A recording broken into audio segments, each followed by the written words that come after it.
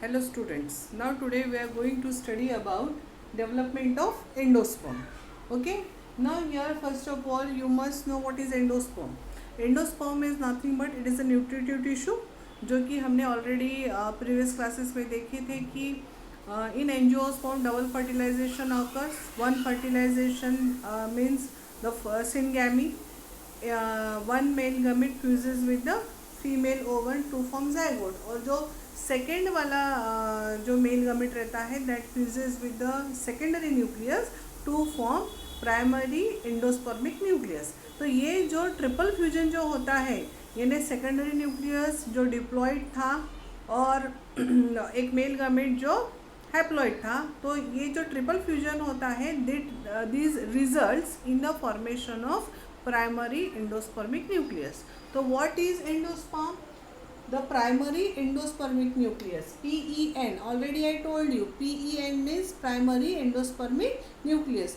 This primary endospermic nucleus undergoes repeatedly mitotic division. ये repeatedly mitotic division follow कर रहा है to form a nutritive tissue called endosperm. Now endosperm is what? It is a nutritive tissue which provides nourishment to the developing embryo. Okay.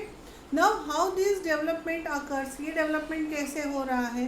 तो there are three types of development. तीन तरह के development possible है in angiosperm.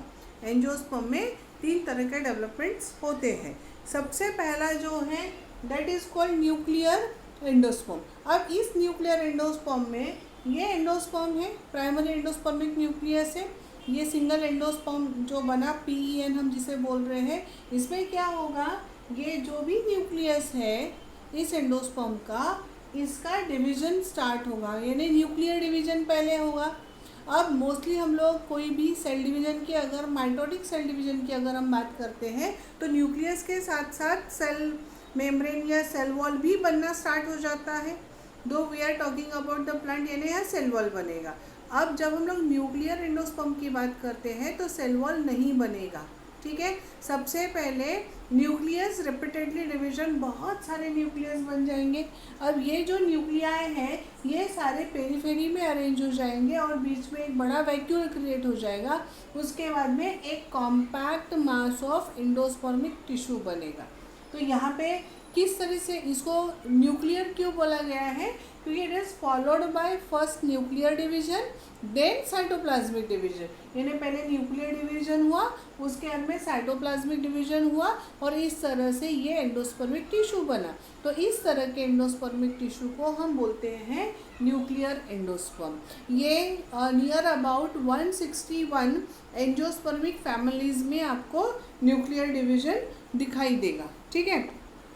उसके बाद में यहाँ पर जैसे कि बहुत अच्छा एग्जाम्पल इन्होंने दिया है, वीट है, sunflower, coconut. Coconut has multicellular endosperm in the outer part and free nuclear as well as vacuolated endosperm in the centre. ये एक्सेप्शन है. ये तुम अपने टेक्स्ट बुक में हाईलाइट करके रखना कि कोकोनट की क्या स्पेशलिटी है एंडोस्पर्म में. ठीक है. उसके बाद में सेकेंड आता है सेलुलर एंडोस्पर्म. अब यहाँ पर जब हम लोग सेलुलर एंडोस्पर्म की बात करते हैं, यहाँ पर क्या होगा, ये एंडोस्पर्म है. ठीक है. इस एंडोस्पर्म का ऐसे दो डिवीज़न होंगे, यहाँ पे दो डिवीज़न होंगे. अब यहाँ पे जो डिवीजन्स होंगे, सबसे पहले एक पार्टीशन वॉल बनेगा बीच में. ठीक है.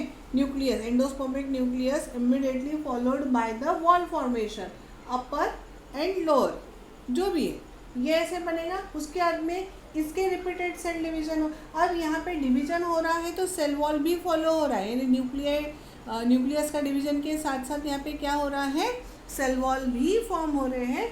उसके लिए nucleus cell wall, nucleus cell wall, इस तरह से वो कैरी ऑन हो रहा है. हमने इधर क्या देखा था, पहले सारे न्यूक्लियस मेरे न्यूक्लियर डिवाइड हो जाएंगे, उसके बाद में साइटोप्लाज्म डिवाइड होगा और सेल वॉल बनेगा. बट यहाँ पे न्यूक्लियस के साथ साथ सेल वॉल भी डिवाइड, साइटोप्लाज्म भी डिवाइड हो रहा है, सेल वॉल बन रहा है. तो इस तरह का जो डिवीज़न होता है यानी सेल बनते जा रहे हैं, हर बार एक एक पूरा कंप्लीट सेल बनते जा रहा है और इस तरह से टिश्यू का कॉम्पैक्ट मास बना, ऐसे टाइप के डेवलपमेंट को हम बोलते हैं सेलुलर एंडोस्पर्म। इसे हम क्या बोलेंगे?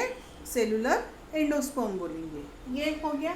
अब ये जो भी है cellular endosperm, it is occur near about 72 families of angiosperm in the most of dicots. ये डाइकॉट्स में ही हमको ज़्यादा से ज़्यादा दिखाई देते हैं, ठीक है।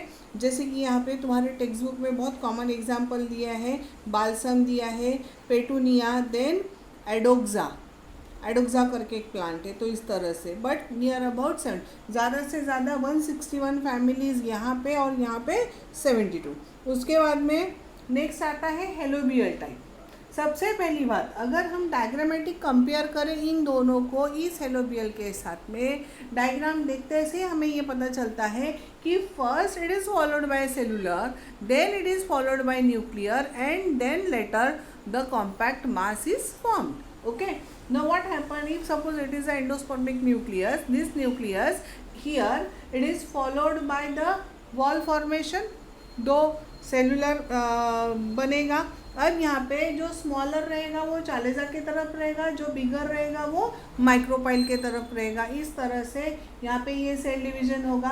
अब within these two compartment the nuclear cell division और न्यूक्लियर डिवीजन अकर्स। तो यहाँ पे न्यूक्लियस का डिवीजन होगा, उसके बाद में साइटोप्लाज्म फॉलो किया जाएगा। So in this way this helobial is nothing but it is the intermediate between cellular as well as nuclear endosperm. ये न्यूक्लियर और सेलुलर के बीच का, यानी यहाँ पे हमको दोनों तरह का डिवीजन दिखाई देगा।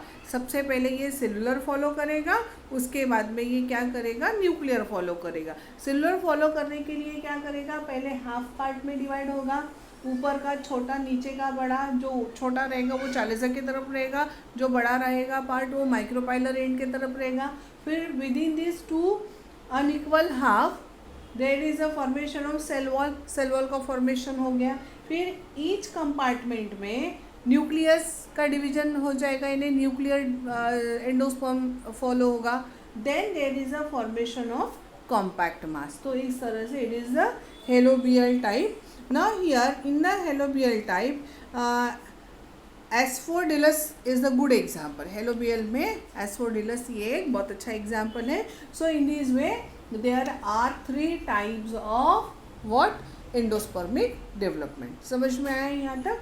Okay, later we will see about the development of embryo in next lecture.